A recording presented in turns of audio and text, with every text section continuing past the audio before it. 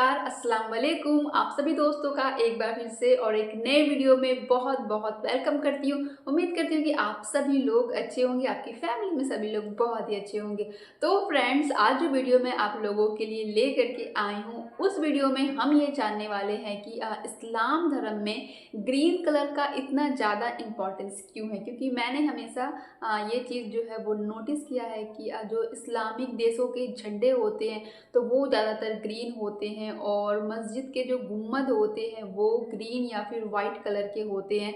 तो आज की इस वीडियो में हम ये जानने वाले हैं कि क्या सच में मतलब ऐसा कहीं पे लिखा है कुरान में या फिर ऐसा कुछ कि सच में ग्रीन कलर और इस्लाम धर्म का आपस में कोई कनेक्शन है। तो चलिए इस वीडियो को हम लोग स्टार्ट करते हैं और जानते हैं इस बारे में क्या बताया गया है। कभी आपने सोचा है कि इस्लाम की दुनिया में लगभग हर चीज हरी क्यों होती है?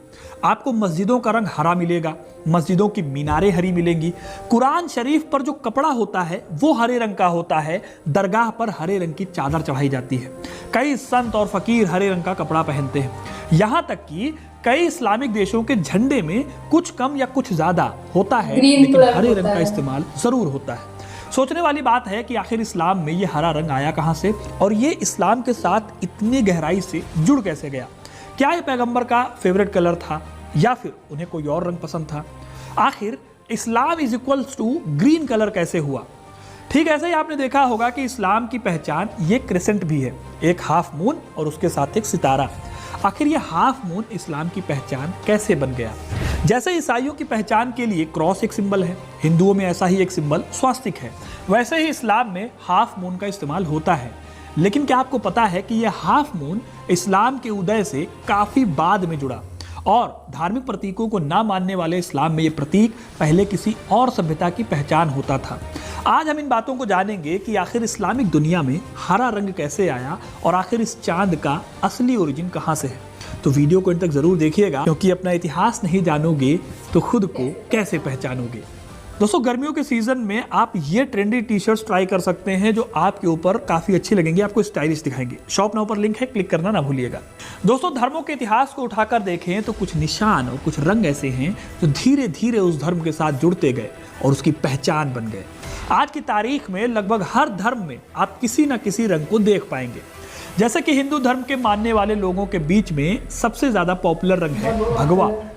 ये रंग योग, साधन और त्याग का प्रतीक है, इसीलिए हिंदू राजाओं के झंडे इस रंग के होते थे और सन्यासी साधु भी भगवा रंग को अपनाते थे। ऐसे ही सिख धर्म में भी भगवा, साथ ही साथ पीला रंग आपको देखने को सबसे ज्यादा मिलेगा। एक नीला रंग भी देखने को मिलता है जो कि निहंग सिखों की पहचान है। ईसाई धर्म में आपको सफेद रंग देखने को मिलेगा। ठीक ऐसे ही बौद्ध धर्म के लोग भी केसरी या भगवा रंग के झंडों का इस्तेमाल अपने धार्मिक प्रतीक चिन्हों के रूप में करते हैं। इसी तरह से इस्लाम में हरा रंग बहुत इंपॉर्टेंट है। हालांकि सिर्फ हरा रंग ही इस्लाम में एकमात्र रंग नहीं है, असल में हरे और सफेद रंग मिलकर इस्लाम की पहचान बनाते हैं। जी हाँ, एक टाइम था जब इस्लाम में हरे रंग की इतनी वैल्यू नहीं थी जो कि आज है। कुरान को अगर आप देखें तो इसमें हरे रंग से ज्यादा सफेद रंग के बारे में बात की गई है। कुरान में कुल 11 बार सफेद रंग का जिक्र आता है। इस रंग को कलर ऑफ क्रिएशन माना गया है। स्वर्ग में पानी की क्वालिटी से इसे जोड़ा गया है और साथ ही सूरा अल अराफ में सफेद रंग को हजरत मूसा के हाथ से रिप्रेजेंट किया गया है। कहा जाता है कि जब ईश्वर की कृपा उन्हें मिली तो उनके हाथ का रंग सफेद हो गया। अगेन, ये कहानी है, लेकिन इस कहानी से आप ये कंक्लूजन निकाल सकते हैं कि इस्लाम में सफेद रंग को बहुत तवज्जो दी गई थी। सूरा अल इमरान 3:106 के हिसाब से कयामत के दिन जब सबका इंसाफ होगा तब सच्चे मुसलमान का रंग सफेद हो जाएगा। ये रंग इस दुनिया में सीधे या ईमान के रास्ते पर चलने वालों का रंग है और इस दुनिया की सभी मुश्किलों पर काबू पाने के भरोसे का प्रतीक है। इस तरह से अगर आप देखें तो हरे रंग के साथ व्हाइट कलर की बहुत इंपॉर्टेंस है। इसकी एक वजह यह भी है कि इस्लाम के आखिरी पैगंबर हजरत मोहम्मद साहब को शुरुआत में सफेद रंग बहुत पसंद था। वो शुरू में सफेद रंग पहना करते थे। सफेद रंग की इंपॉर्टेंस की तस्दीक आप इस बात से भी कर सकते हैं कि हज में जाने वाले यात्री सफेद रंग के कपड़े पहनकर जाते हैं, वहां किसी और रंग के कपड़े नहीं पहने जाते।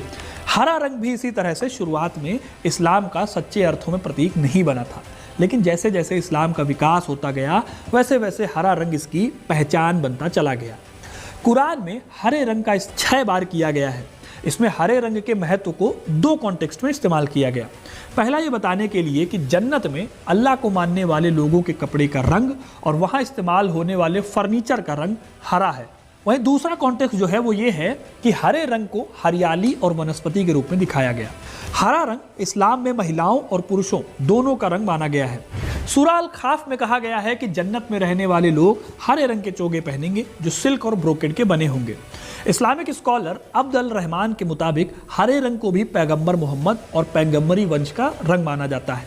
यह रंग इटर्निटी, होप, फ्रेशनेस और लग्जरी को रिप्रेजेंट करता है।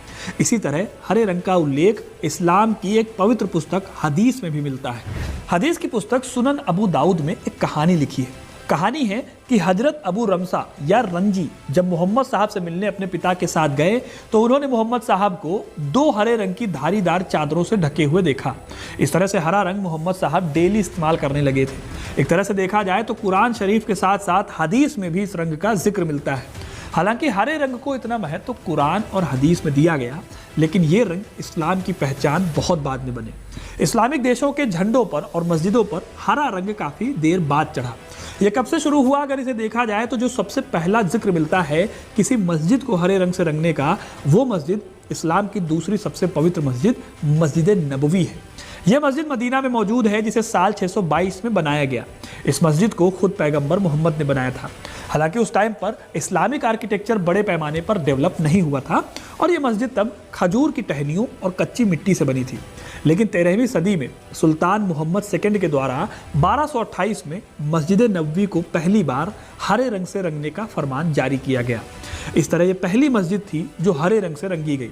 उसके बाद दुनिया भर की मस्जिदों को भी हरे रंग से रंगने का सिलसिला शुरू हुआ। ठीक ऐसे ही हरे रंग को अपनाने की परंपरा झंडों में भी बहुत बाद में आई। शुरुआती इस्लामिक झंडे मुख्यतः सफ़ेद या काले रंग के होते थे। पैगंबर मोहम्मद के समय का प्रमुख झंडा काला था जिसे अल रायाह कहा जाता था। वही सफ़ेद झंडा अल लिवा के नाम से जाना जाता था और सफ़ेद झंडे को शांति का प्रतीक माना जाता था। हरे रंग की शुरुआत इस्लाम में शिया मुसलमानों के द्वारा शुरू हुई। इस्लामिक झंडे में हरे रंग को विशेष महत्व फातिमिद खलीफा के समय दिया गया जो कि 909 से 1171 के बीच राज कर रहे थे। फातिमिद खलीफा शिया इस्लाम से जुड़ा हुआ था। उन्होंने हरे रंग को इस्लाम में पैगंबर के परिवार और उनके आध्यात्मिक मार्गदर्शन के प्रतीक के रूप में अपनाया। फिर धीरे धीरे बाकी इस्लामिक साम्राज्यों ने भी इसी हरे रंग का इस्तेमाल करना शुरू किया।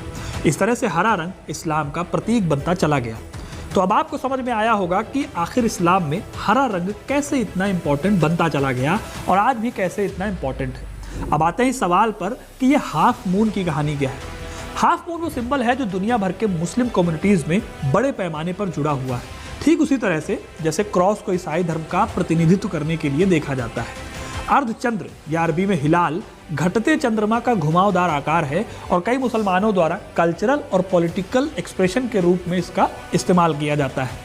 हाफ मून और स्टार आज की डेट में Algeria, Azerbaijan, Comoros, Malaysia, Maldives, Mauritania, Pakistan, Tunisia और टर्की के नेशनल फ्लैग्स पर भी दिखाई देते हैं। ये प्रतीक अलग अलग झंडों में अलग अलग बैकग्राउंड पर अंकित होता है और खुद भी अलग अलग रंगों में दर्शाया जाता है। इसीलिए पाकिस्तान के झंडे में आपको अर्धचंद्र और तारा हरे रंग के बैकग्राउंड पर सफ़ेद रंग में दिखाई देगा। अल्जीरियाई झंडे में हरे और सफ़ेद रंग की विभाजित पृष्ठभूमि पर लाल रंग में मिलता है और मलेशियाई झंडे में नीले रंग के रेक्टेंगल पर पीले रंग में ये मिलता है जो कि हॉरिजॉन्टली लाल और सफ़ेद पट्टियों के बगल में मौजूद है। इसी सिंबल की हिस्ट्री के बारे में 20वीं सदी के इतिहासकार और आर्कियोलॉजिस्ट विलियम रिजवे बताते हैं कि ये सिंबल इस्लाम के इमर्जेंस से पहले से ही वेस्ट एशिया में पॉपुलर था। यह सिंबल मेनली चांद की देवी की पूजा से जुड़ा था जिन्हें इश्तार, अस्तारते, अलीलत या माइलिटा के नाम से जाना जाता था। हालांकि इस्लाम के शुरुआती काल में अर्धचंद्र का कोई विशेष धार्मिक प्रतीकात्मक अर्थ नहीं था, लेकिन समय के साथ साथ ये इस्लामी परंपरा और कल्चर का एक बहुत इंपॉर्टेंट हिस्सा बन गया। ऐसा माना जाता है कि ऑटोमन एम्पायर ने पहली बार इस सिंबल का यूज़ किया था। साल 1453 में जब ऑटोमन टर्की ने बाइजेंटाइन एम्पायर की राजधानी कॉन्स्टेंटिनोपल या आज के टाइम पर इस्तांबुल पर कब्जा किया, तब उन्होंने इस सिंबल को अपनाया। हालांकि एक और वर्जन है जो बताता है कि तुर्कों ने 1 सदी से भी पहले सुल्तान ओरहान के शासनकाल में इस प्रतीक का इस्तेमाल करना शुरू कर दिया था और इसे सींग या दांतों के आधार पर तैयार किया गया था। अब अगर देखा जाए तो दोनों ही वर्जन्स में ऑटोमन एम्पायर जो है वो ऐसी कड़ी है जो इस सिंबल के यूज से जुड़ी हुई है। ऑटोमन साम्राज्य के उदय और धर्म युद्धों के माध्यम से ये हाफ मून और तारा आमतौर पर इस्लाम से जुड़ गए। हालांकि इस्लाम कॉन्सेप्चुअली धार्मिक प्रतीकों के इस्तेमाल को बहुत ज़्यादा इनकरेज नहीं करता, और इतिहासकारों के हिसाब से पहले अरब के जो कन्वर्टेड लोग थे उन्होंने अपनी शुरुआती जीत पर कोई बैच या बैनर नहीं रखा था, लेकिन धीरे धीरे ये इस्लाम की पहचान का अहम हिस्सा बन गए। तो दोस्तों ये था इतिहास हरे रंग और इस्लामिक क्रिसेंट का इस्लाम का अहम हिस्सा बनने में। अब आपको ये कहानी कैसी लगी कमेंट करके ज़रूर बताइएगा। वीडियो को लाइक और शेयर करना ना भूलें, और ऐसी इंटरेस्टिंग कहानियों के लिए, इतिहास से जुड़े रहने के लिए हिस्ट्री कनेक्ट को सब्सक्राइब जरूर करें। धन्यवाद। तो फ्रेंड्स, आज की इस वीडियो में हमने ये जाना कि इस्लाम धर्म में ग्रीन कलर का क्या और कितना महत्व है, और ग्रीन कलर जो है वो कैसे इस्लाम की पहचान बना। तो दोस्तों, उम्मीद करती हूँ कि आप लोगों को भी ये वीडियो अच्छी लगी होगी। तो जल्दी ही मिलते हैं एक और अच्छे से वीडियो में। अपना बहुत ख्याल रखिए। Bye bye. अल्लाह हाफिज़।